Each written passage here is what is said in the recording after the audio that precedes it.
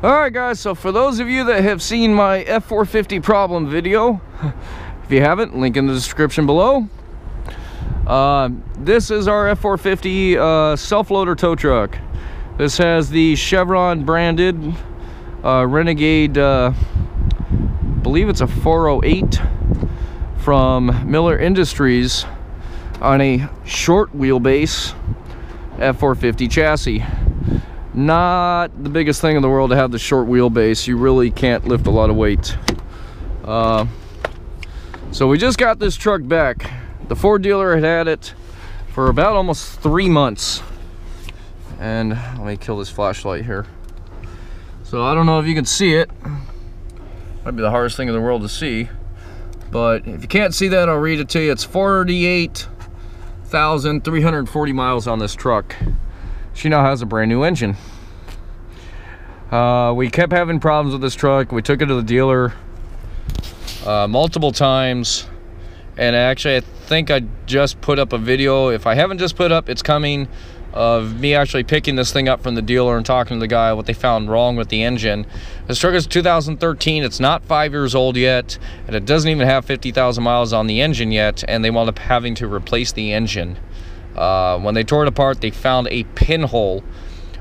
They don't know what caused it, but they found a pinhole in one of the cylinders of the engine.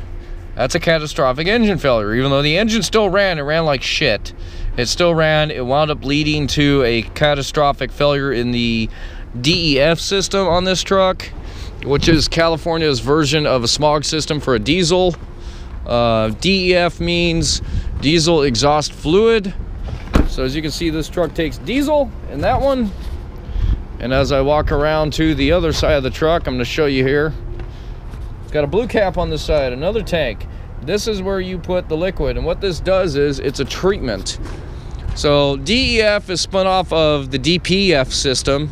It's D as in David, P as in Paul, F as in Frank. DPF system, which stood for diesel particulate filter. Well, now DEF system stands for diesel exhaust fluid system. And they have another name they throw in there, SCR. It's selective catalyst reduction. Okay, this is the biggest joke on diesels that the EPA has ever come out with.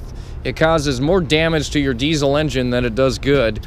And they're trying to say it helps cut down the pollution in the environment, but then the cost in processing, the fluids, the containers that have to be disposed of, and all the other shit, you know, and then the parts, processing the parts, manufacturing, you know, all that stuff is the unknown if that's actually causing more pollution to the environment. Any which way, the way this system works is there's a filter, and it's a very expensive filter, about $5,000 if you ever have to replace one on this truck, and they can go up to like $20,000 depending on the truck. So as the engine puts out exhaust, diesels were known, if you ever seen a rolling coal video, for putting out soot. Now, if you roll coal, and I can't condone it in any way, one, you're causing damage to your engine. Two, that's 100% illegal. No matter what state you're in all 50 states, rolling coal is illegal. It's illegal because you're directly polluting the environment. And some guys think it's great to make a big old smoke. Well, you know, all that shit's going up in the air. So think about it. You're breathing that crap in too, you dumb fuck. And your kids are too. If you don't have kids, you will. And then, you know, either way, it's stupid. And it pushes the whole reason why they start doing this crap. And it's illegal in any state to take this system off and do what's called a DPF delete. And so there's a lot of guys that won't do it. If you get caught with that, they can actually impound your vehicle and give you a whole world of headache. So any which way, the way the system works is it captures the soot. The filter captures the soot from the exhaust, so it cleans up the exhaust.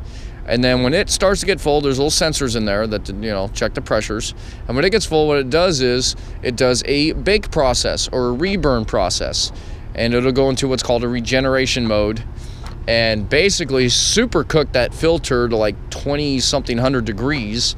You know, and it gets really hot. It gets so hot that they actually warn you not to be anywhere near flammable shit because you can inadvertently cause shit to go boom. Fuck, man. Throw some light on my face, I guess. Yeah, I look like freaking Halloween here. So, god damn, that fucking sucks. So anyway, it captures that and then it reburns it when it gets full. Now, where the fluid comes in, after it reburns it, it actually sprays that exhaust down with a mist of the diesel exhaust fluid, which is like synthetic urea and some other shit. And it cuts down the nitrous oxide emissions. So it basically, when it comes out your tailpipe, it's almost like water vapor. So that's where the treatment comes in. There's actually an injector in there for that. So any which way, we had an engine failure on this, which actually caused that system to fill up and destroy the filter on it. Luckily, with Ford's Power Stroke, there's a 5-year warranty that covers everything powertrain and exhaust on this truck. Now, they have done some extended warranty on the exhaust, depending on the part, up to 7 years, 100,000 miles. So this truck's under a 5-year, 100,000-mile warranty. Like I said, it's a 2013. So basically, until March, which is 2 months away, it's still under warranty. So the first time we took this truck in, they replaced the filter. They took it apart, they looked at it, they were surprised, they said they never saw a filter that fucking clogged up in their lives. It was, you know, 300, 400, 500% clogged to where it just, they couldn't even take the filter out and put it in a bake oven that they have for these things. They actually have a system that you can take these parts out and put them in a cleaning system which bakes them and then blows all the crap out. It was beyond that, so they had to replace it. That filter cost Ford Motor Company $5,000. Well, under warranty, we're not paying for a dime. Get the truck back, still acting up. And we had taken this thing in plenty of times. The start of the whole problem was we kept getting trouble codes for NOx sensor, NOx sensor.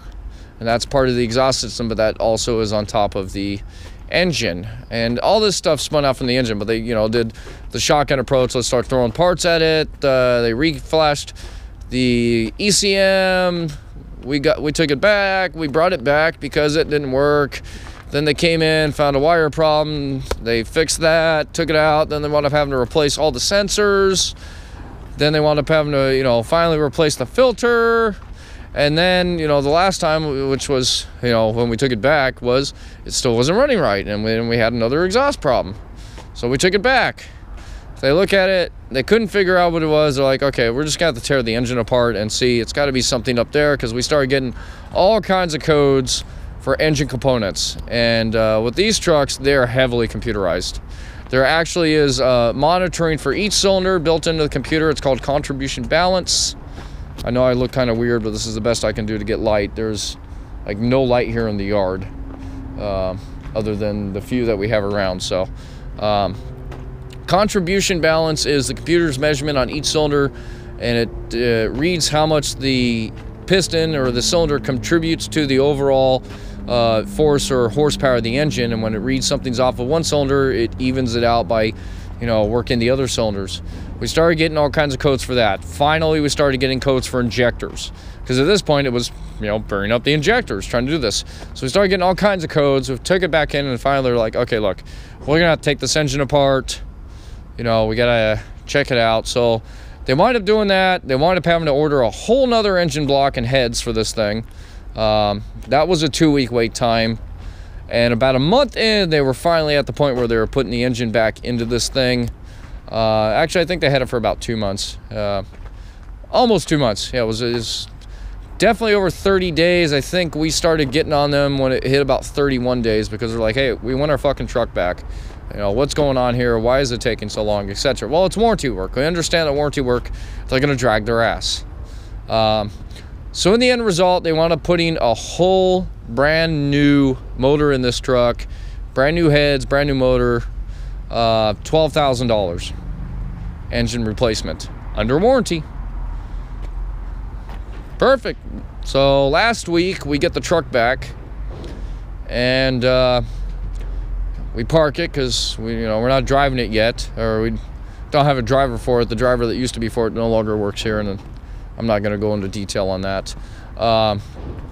So we park it. I took it the very next day on a scrap run. I Don't know if I've uploaded that video. I think I did. It's one of my light duty tow videos. I took a shell of a GMC pickup truck to the scrapyard. That was an 11-mile or a 12-mile drive to the scrapyard, 12 miles back.